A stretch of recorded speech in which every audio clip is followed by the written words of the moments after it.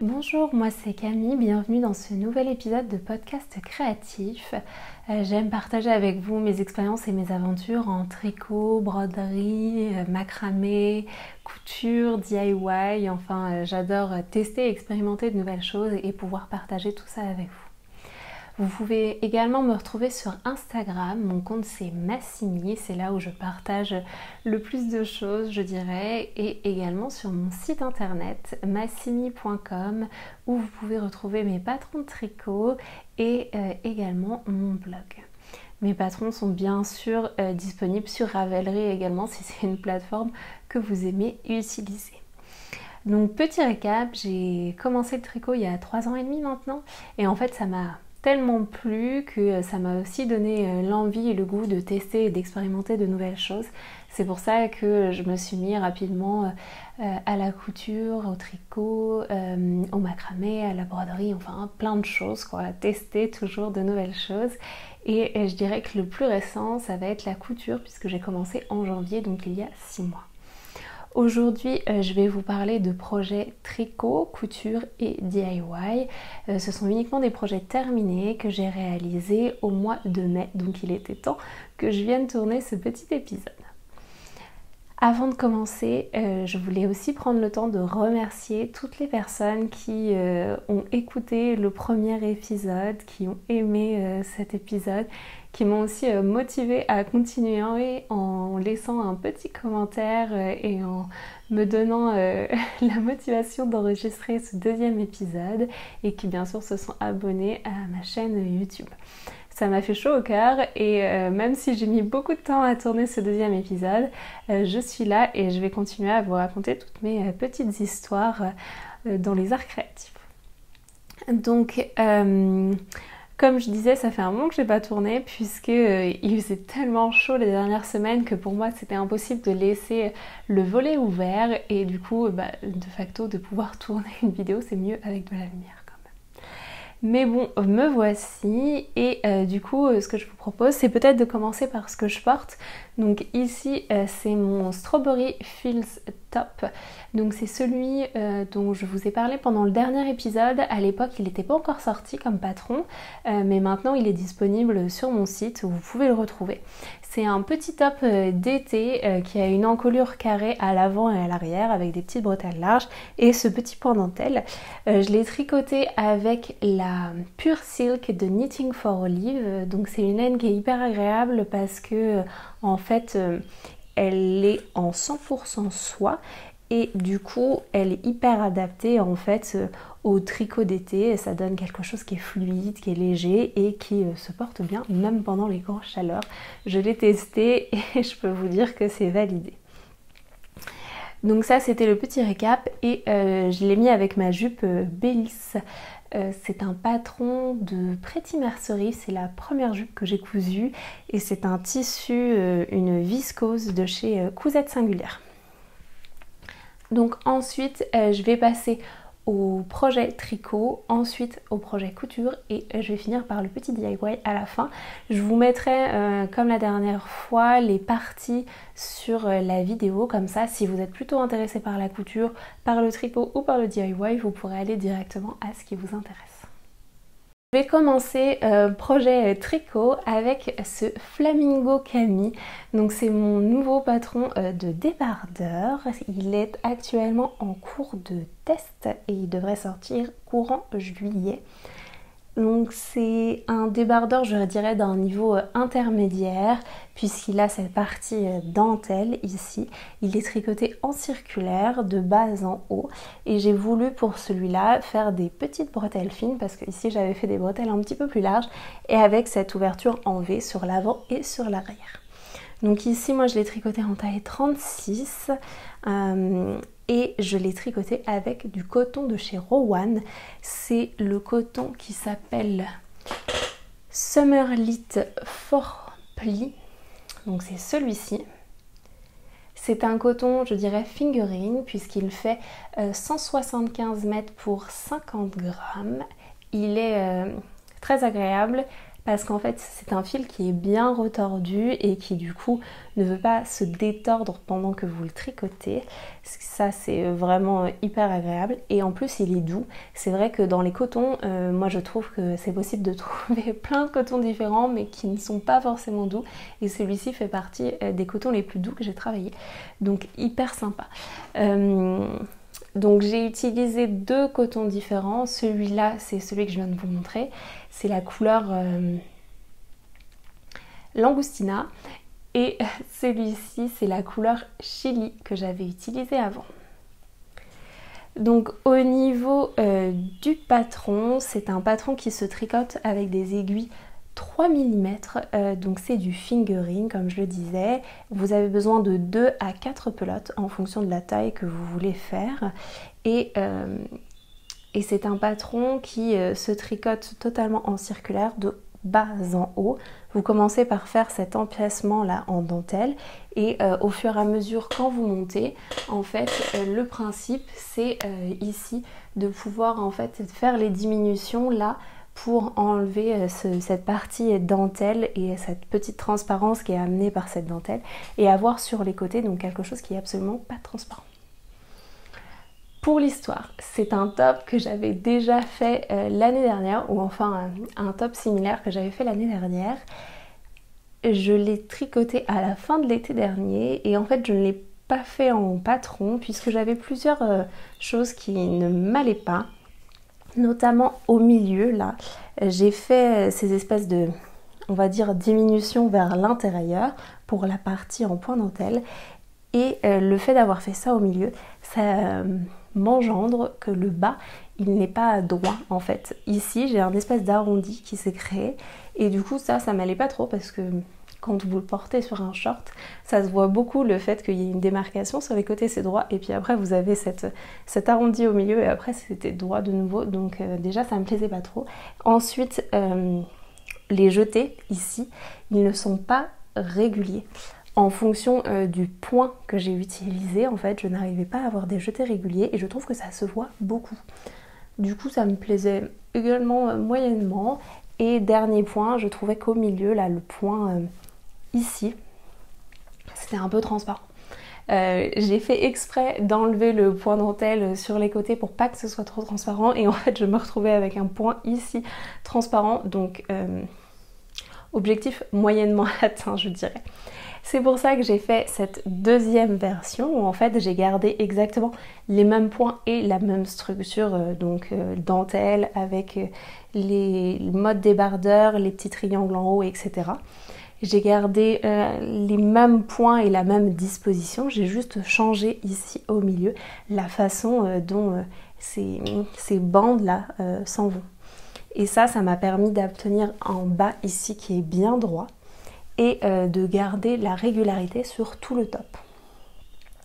Donc voilà, les petits détails, et j'ai également fait en sorte ici que le centre soit plus refermé et qu'il y ait moins de jetés pour qu'il y ait moins de transparence. Voilà un petit peu toutes les trafics que j'ai fait cette année pour avoir un top qui corresponde un peu plus à mes standards et qui soit plus facile à porter. Ce que j'adore sur ce top, c'est le détail des petits jetés. J'aime beaucoup ici, j'ai fait ces petits jetés pour faire comme une espèce de dentelle le long du débardeur et je trouve ça vraiment trop mignon. Donc c'est un top qui a l'avantage de se tricoter assez rapidement, je dirais comme à peu près tous les tops d'été. Même si c'est du fingering, donc des aiguilles 3, c'est vrai que la surface elle est quand même pas très importante et du coup c'est un projet qui se tricote facilement et qui se porte très facilement aussi parce que le fait que ce soit du fingering, ça reste des choses qui sont très légères et qui du coup peuvent se porter tout l'été. Voilà pour ce petit top que j'aime beaucoup toutes les couleurs et j'ai hâte de voir les versions des testeuses et les couleurs qu'elles ont choisies. Alors pour le deuxième projet tricot, c'est un projet chaussette cette fois-ci. C'est un patron que j'ai également fait, que je suis en train de terminer en fait pour le moment. Je n'ai pas encore fait l'appel au test. Et du coup c'est un patron de chaussettes qui est vraiment je dirais assez accessible puisque les chaussettes sont très simples. Et le petit détail, ça va être ce petit volant de dentelle que je suis venue ajouter ici. C'est une chaussette que j'ai tricotée avec la laine Jowl, c'est celle-ci, de Lang Yarn. Donc je dirais que c'est une laine assez classique pour tricoter les chaussettes. Elle est beaucoup utilisée, elle est faite pour ça. Donc c'est une laine qui est composée de 75% de laine vierge et de 25% de nylon. En plus, à l'intérieur de ces chaussettes, de ces pelotes, vous avez ce petit fil qui est particulièrement résistant, qui est planqué ici, qu'il faut sortir, et du coup qui va vous permettre de renforcer le talon et la pointe, qui sont les parties qui sont le plus facilement usées, car beaucoup de frottement, quoi. Pour faire ces chaussettes, j'ai tricoté un tout petit peu, j'ai à peine commencé la deuxième pelote, je dirais. Je l'ai fait en aiguille de 25 puisque c'est là où moi je trouvais que j'avais une belle définition de point et un point suffisamment fin. Et par rapport à ce modèle, je dois le refaire en Jowl Silk. Donc ça c'est la nouvelle laine qui vient de sortir chez Lang Yarn. C'est normalement un équivalent, donc vous pouvez remplacer par exemple la Jowl normale par la Jowl Silk. La composition est légèrement différente puisque c'est 55% laine, 25% nylon et 20% soie. Ce qui fait que... comme ça, en les regardant l'une à côté de l'autre, j'ai l'impression que ce fil-là est légèrement plus épais, même si le remplacement doit se faire un pour un. Il est plus brillant et il est plus doux au toucher. Ça, clairement, c'est notable. Par rapport à la résistance, je n'en sais rien. C'est vrai que les chaussettes, ça a tendance à s'user. Je ne sais pas puisque, comme vous pouvez le voir, je n'ai pas encore testé ni essayé. Mais je vais me faire une deuxième paire avec celle-là et du coup, je pourrais vous faire un retour là-dessus. Par contre, les couleurs, elles sont superbes. Il y a plein de coloris différents et du coup, c'est très été et je trouve qu'avec ce petit côté brillant, ça ressort encore mieux. Donc il faut que je me refasse cette paire-ci avec cette couleur-là.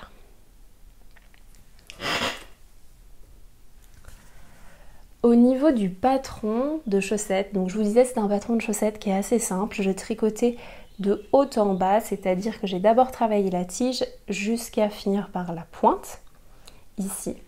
Je dirais qu'il est totalement simple, donc tricoté en jersey intégralement. Je n'avais pas envie de mettre des côtes ou des choses comme ça parce que j'avais envie que cette petite dentelle ressorte un maximum sur la chaussette et je pense que là, telle qu'elle, elle est bien mise en valeur.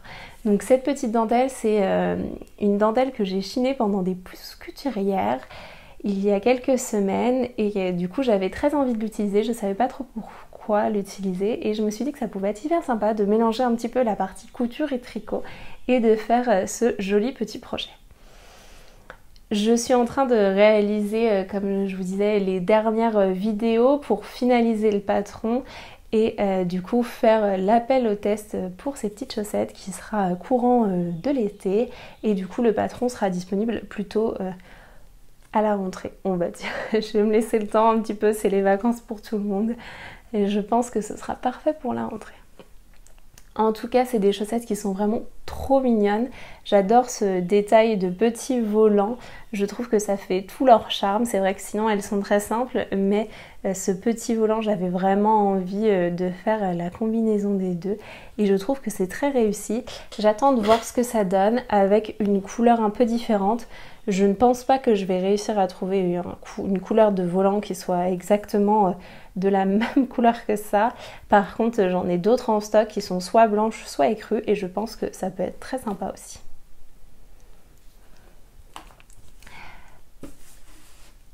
Donc pour les projets tricot, ce sera tout pour cette fois-ci. J'ai fait d'autres projets mais je ne peux pas vous en parler pour l'instant. Il faudra revenir plus tard et du coup je vais passer au projet couture. Donc le premier projet couture dont je vais vous parler aujourd'hui, c'est ce petit short. C'est le short Budeli d'Apolline Pattern. C'est un patron débutant, surtout si vous faites l'option sans les poches, qui pour moi sont une des principales difficultés avec la ceinture. J'ai réalisé une taille 34 sans faire de modification. Je l'ai réalisé dans un twill de viscose que j'ai trouvé chez Les Marchandes à Toulouse, mais que vous pouvez également retrouver chez Cousette. Je vous mettrai toutes les références comme d'habitude dans les descriptions. Pourquoi est-ce que j'ai choisi cette matière? Parce que j'avais envie d'avoir un certain tombé sur ce short pour qu'il ait de l'allure et qu'il ne se froisse pas parce que c'est un short et du coup on passe notre temps à s'asseoir. Et c'est vrai que la viscose c'est très sympa, mais ça a tendance à se froisser assez facilement. J'ai fait l'option avec les poches parce que j'avais envie de tester quelque chose de nouveau. J'avoue que c'est sympa pour y glisser ses mains, mais après ça marche pas trop si vous voulez glisser un téléphone ou un objet lourd, parce qu'en fait ça casse complètement le tombé du short et du coup je trouve qu'il perd de sa structure et de sa légèreté, parce qu'en fait ce qui est sympa c'est que c'est un short qui vole un petit peu au vent et qui va prendre de l'ampleur avec sa forme de jupe, et du coup si vous mettez un téléphone dans la poche, ça ne marche plus du tout. C'est une forme qui est hyper facile à porter. J'avoue que je pense que je vais le porter tout l'été. La partie jupe fait qu'il est vraiment joli et qu'il a de l'allure, et le côté short fait que vous pouvez l'emmener partout, marcher, etc. et que voilà, c'est hyper sympa. C'est le premier patron d'Apolline Pattern que je réalise et je n'ai eu aucune difficulté à le faire. C'est un patron où vous avez des explications écrites et une vidéo également pour suivre un pas à pas. La seule difficulté que j'ai éprouvée, c'est pour fixer les poches. En fait, je les ai mal fixées, je les ai mis fixées sur l'arrière au lieu de les fixer sur l'avant. Et en fait, comme vous pouvez le voir ici, il est légèrement plus long sur l'arrière que sur l'avant.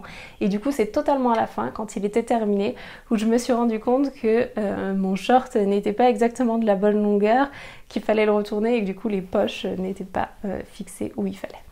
Donc j'ai dû démonter la ceinture, etc. Et du coup, un petit peu de travail, alors que c'est vrai que si vous faites ça correctement dès le départ, c'est assez simple. Autre petite chose au niveau de ce short, la ceinture. Donc ce n'est pas un smock, c'est 3 bandes d'élastique qui sont mises à côté les unes des autres.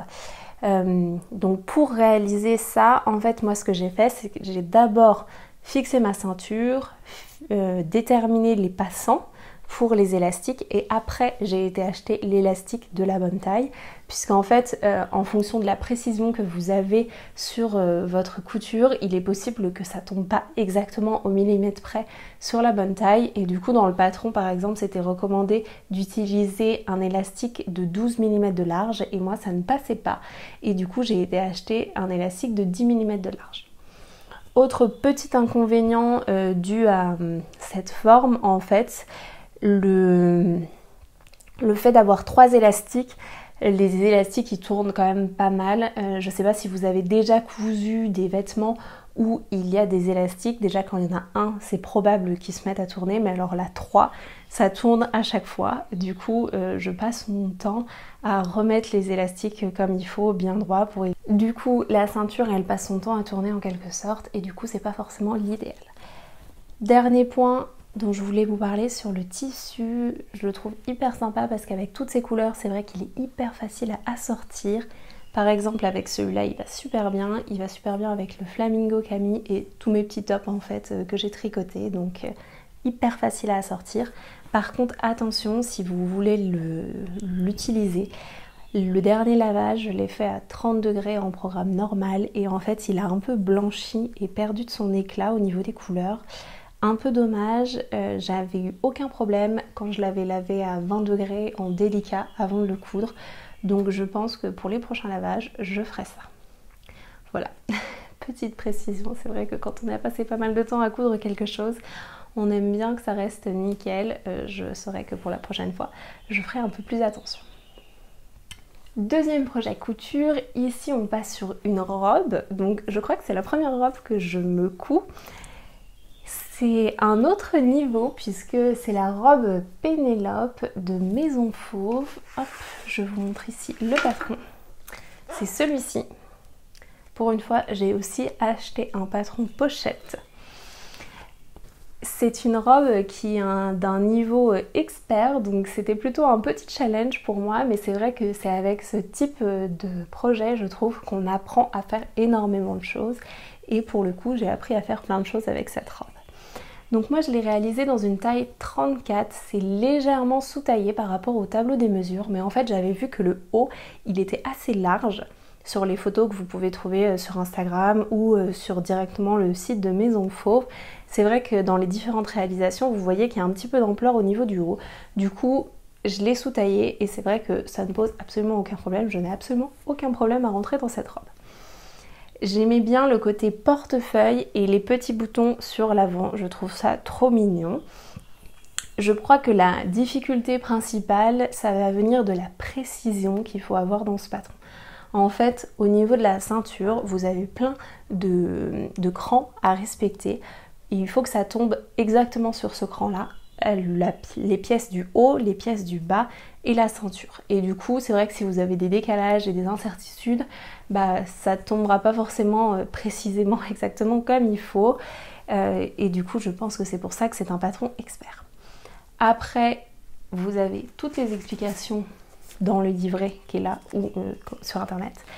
Et en plus, vous avez une vidéo avec un pas à pas. Et du coup, c'est vrai que même si c'est des techniques que moi, personnellement, je n'avais jamais réalisées, je n'ai eu aucun problème à les faire, en fait, tout simplement parce que j'ai suivi les explications qui étaient à l'intérieur de la vidéo. Au niveau du patron, je n'ai pas eu de problème à la réaliser. C'est vrai qu'il y a beaucoup d'étapes, beaucoup de choses. Il y a une parmenture à faire à l'intérieur. Il y a ce petit système de bride à faire pour les petits boutons. C'est vraiment très mignon et je trouve que les finitions sont magnifiques. Pas mal d'étapes, mais en soi, en y allant calmement, je n'ai eu aucun problème à réaliser cette robe. Au niveau des modifications, ce que j'ai fait, c'est du coup que j'ai sous-taillé la robe déjà, je l'ai raccourcie. Là, elle m'arrive juste au niveau du genou et j'ai enlevé 10 cm déjà par rapport au modèle initial. Et je me demande si je vais pas la faire encore un petit peu plus courte. C'est vrai que c'est un peu difficile de se projeter sur la longueur. Elle est quand même assez dans un style assez marqué et du coup, elle était très belle en robe longue, mais pas forcément si facile que ça à porter, et du coup c'est pour ça que j'avais envie de la raccourcir pour qu'elle soit un peu plus facile à porter. Petit point à noter sur les boutons, c'est vrai que moi j'ai une taille très marquée et du coup quand je ferme la robe avec ce côté portefeuille ici, vous avez un petit passant qui passe à l'intérieur comme ça et qui se noue à l'extérieur en dessous. Quand je noue ce passant, en fait, mes boutons, surtout ceux d'en bas, ils ne sont pas hyper bien positionnés. En fait, à l'intérieur, du coup, ça se décale. Je dirais que c'est comme si je le tirais trop. Et du coup, mes boutons, au lieu d'être droits, ils sont de côté comme ça. Bon, après, ça se voit pas forcément, hein, puisque ici, quand vous serrez la robe, vous avez un petit pli qui se forme. Et du coup, typiquement, les derniers boutons, vous ne les voyez pas. Le petit inconvénient sur cette robe, je trouve que le haut, même si je l'ai sous-taillé, il est quand même légèrement grand. C'est-à-dire que quand je le porte, il va légèrement tomber sur chaque côté, sur chaque épaule. Donc il va s'ouvrir un petit peu plus, ce que je ne trouve pas forcément... c'est pas hyper dérangeant, mais ça aurait peut-être été mieux que ça reste exactement bien positionné. Sinon, la jupe, je trouve qu'elle est hyper bien coupée et c'est vrai que c'est un patron que je réutiliserai peut-être pour faire une jupe tout simplement. Au niveau du tissu, j'ai utilisé une crêpe de viscose. Donc là encore, je cherchais à avoir un joli tombé pour cette robe et un tissu qui ne se froisse pas trop, toujours le même questionnement et la même recherche.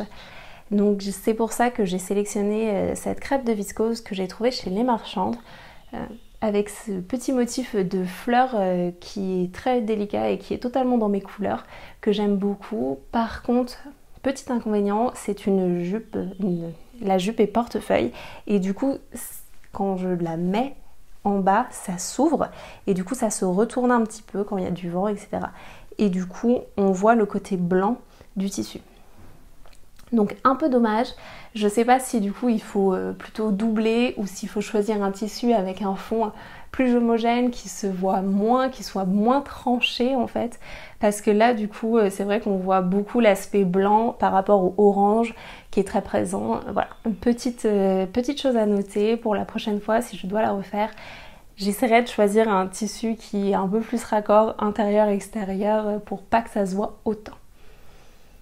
Donc c'est un patron sur lequel j'ai appris à faire plein de choses en fait, que ce soit les brides, la pose de la permenture, enfin plein de points techniques, et du coup c'est vrai que pour ça j'ai bien apprécié, c'était un beau challenge et je suis contente du résultat. Bon, alors pour le dernier projet couture, je vais vous retrouver directement sur place pour vous montrer le résultat in situ, et j'espère que vous m'entendrez bien même si c'est à l'extérieur.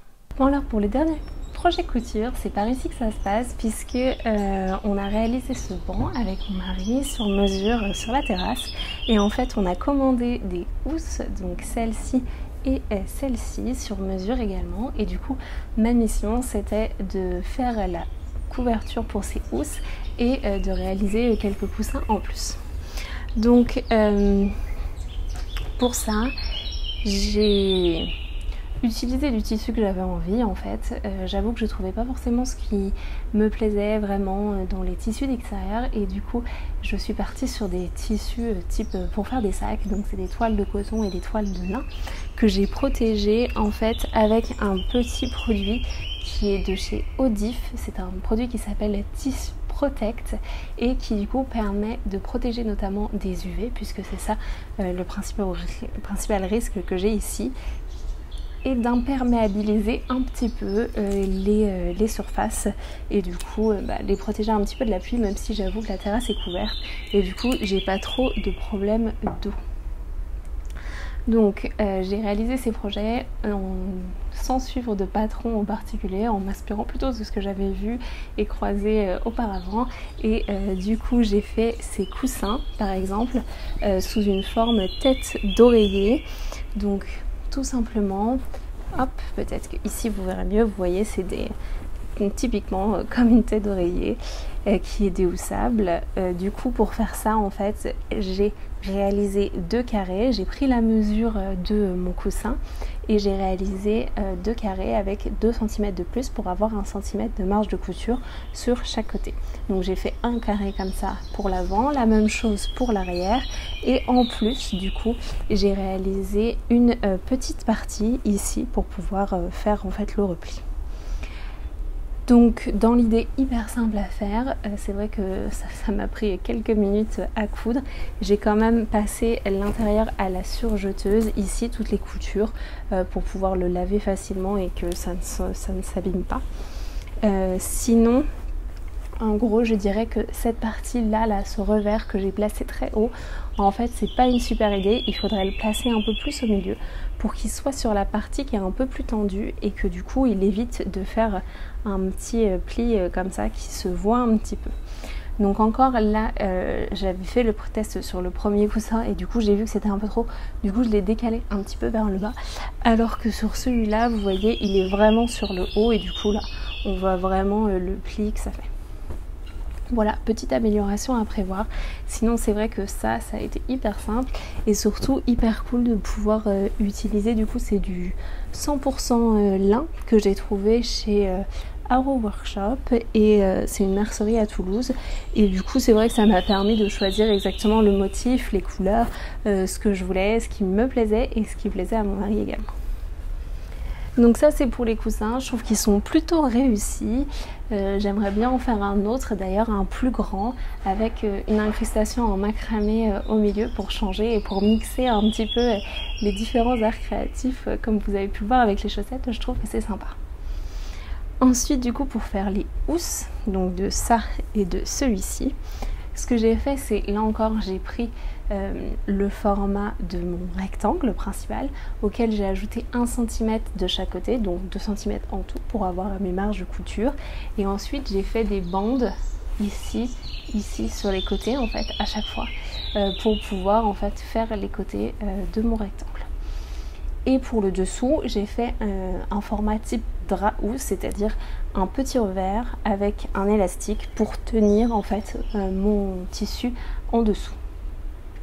Donc c'est une solution de facilité que j'ai choisie là, puisque du coup j'avais pas forcément envie de passer du temps à poser une fermeture éclair, mais j'avais envie d'avoir des choses qui soient déhoussables, et du coup c'est la solution facile que j'ai trouvée. Je vous montre donc comment est-ce que j'ai fait ça. Hop.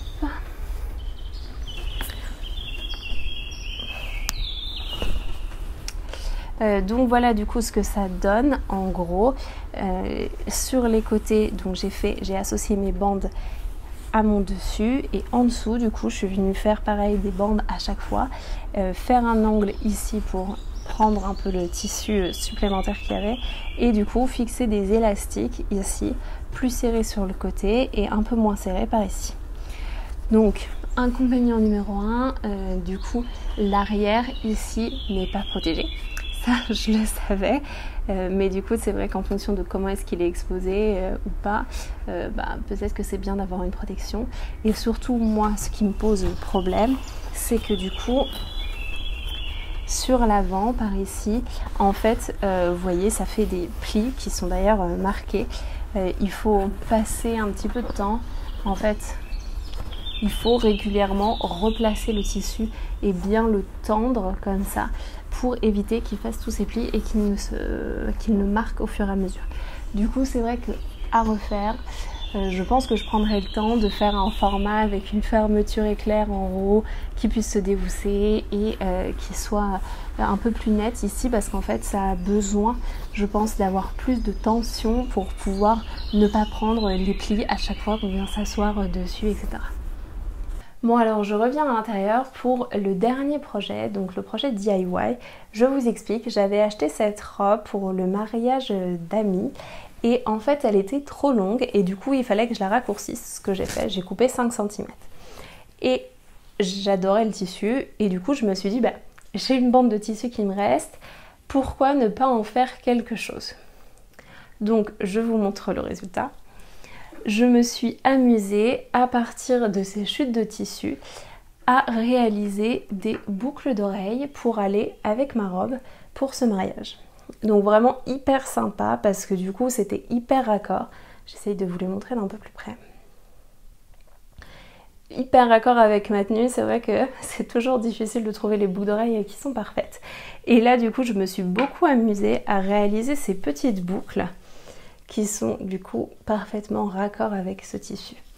Donc c'est un tissu, je crois que c'est du 100% polyester qui ressemble un peu à une crêpe ou un voile, et en fait il a l'avantage de ne pas avoir besoin de finition, vous pouvez le couper directement et le laisser comme ça. C'est notamment le cas sur le bord de la robe ici, je ne sais pas si vous voyez, en tout cas je vous le dis, il n'y a pas de finition particulière faite sur le bord de la robe. Du coup, j'ai utilisé mes petites chutes. J'avais une bande de 5 cm de large que j'ai coupée en fait en carrés et j'ai arrondi le bord de ces carrés pour faire des ronds. Une fois que j'avais ces ronds, je les ai pliés en 4 et je suis venue à l'aide d'un fil de laiton les enrouler autour de mon support pour faire des boucles d'oreilles. Donc je trouve que ça rend hyper bien pour vraiment quelque chose de hyper rapide à faire. J'avais déjà en fait en stock ce petit support avec cette petite pierre, je crois que c'est du jaspe ou quelque chose comme ça. Et du coup j'ai juste été chercher ce grand anneau sur lequel je suis venue en fait enrouler et fixer au fur et à mesure mes petits bouts de tissu pliés. Donc je l'ai fait vraiment au dernier moment puisque j'ai réalisé ces bouts-d'oreilles le jeudi juste avant le mariage. Et à la fin, comme il me restait encore du tissu, je me suis fait un petit peigne pour les cheveux avec exactement la même technique. Donc vous voyez, j'ai pris un support de peigne et en fait là au dos on voit un petit peu les fils qui sont enroulés. Je suis venue fixer sur l'avant en fait ces petits bouts de tissu pliés.